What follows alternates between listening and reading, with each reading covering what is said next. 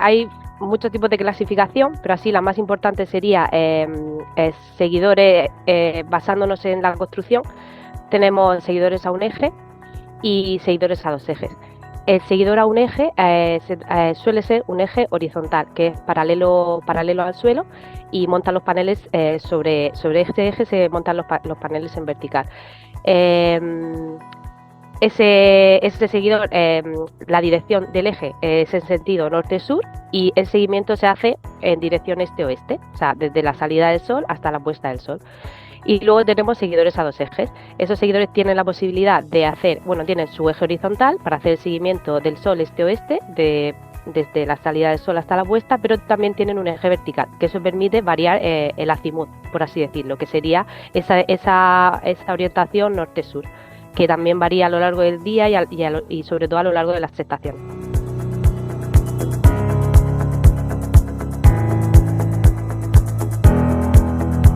Pues el más común es el seguidor a un eje horizontal, del que he hablado antes, el seguidor a un eje horizontal, dirección norte-sur, con seguimiento este-oeste. ¿Por qué? Porque es una estructura relativamente sencilla, o sea, en coste es muy económico y la producción que se alcanza con respecto a la fija ronda entre el 30 y el 35%. Entonces sería el más eficiente, porque por ejemplo el seguidor a dos ejes es verdad que alcanzas una producción mayor, pero el coste es mucho más elevado. Entonces no es tan eficiente en ese sentido.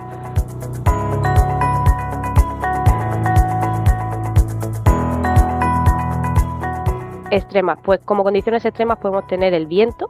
El viento es muy importante porque afecta desde la fase de diseño.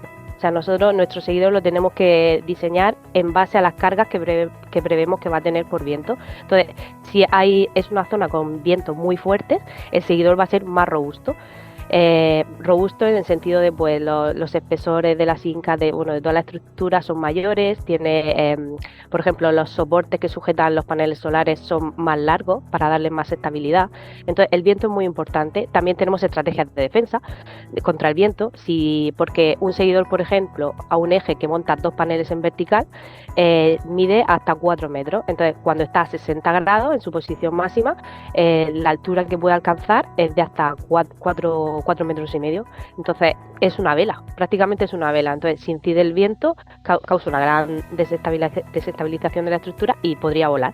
Entonces tenemos estrategias de defensa. Cuando se detecta una alarma de viento en la planta, detecta que hay por ejemplo vientos pues de ráfagas muy fuertes. Luego otros factores climatológicos que afectan son los rayos. Obviamente un rayo en una planta puede fundir toda la electrónica si no está bien protegida. También tenemos la temperatura. La temperatura, al final, todos los elementos, sobre todo la electrónica, pues siempre se selecciona de manera que soporte entre menos 20 y más 50 grados centígrados. Y también tendríamos la corrosión. La corrosión también es muy importante. Entonces, en ambientes altamente corrosivos, lo que se hace es el galvanizado en caliente que se aplica a los elementos de acero.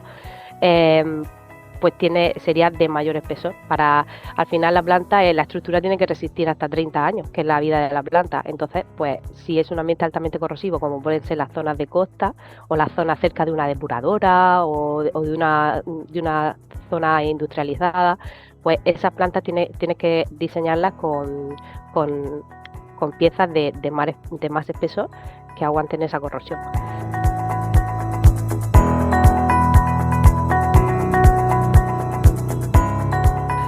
Vale, pues para el giro del seguidor tenemos un motor, puede ser eléctrico o hidráulico. Nosotros, por ejemplo, utilizamos un motor eléctrico, que es un motor alimentado en continuo, y también tiene una reductora. O sea, tienes que cambiar el par del motor al par del eje.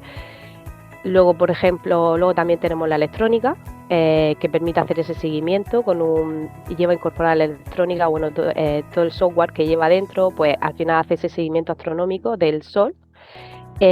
También tenemos un TMS que llamamos, que es el Tracking Monitoring System, que es como una SCADA, al final es el cerebro de la planta, que es el que envía los comandos y el que tiene todo el control de la planta, también tiene como entrada las estaciones meteorológicas que es la planta para todas las señales de alerta. Y luego ya tenemos la alimentación, por ejemplo, del seguidor. Otra de las tecnologías que hay pueden ser autoalimentados, que no necesitan de una fuente de alimentación externa, de ningún cable externo alimentados por corriente alterna, sino que ellos mismos, de la propia energía que el seguidor genera, se autoalimentan y no necesita, pues eso, conectarlo. Y eso ese sistema autoalimentado al final se consigue poniendo un panel independiente que se monta sobre la reductora, que ahí hay un pequeño hueco, entonces monta un panel más pequeño, y ese panel se conecta directamente al motor.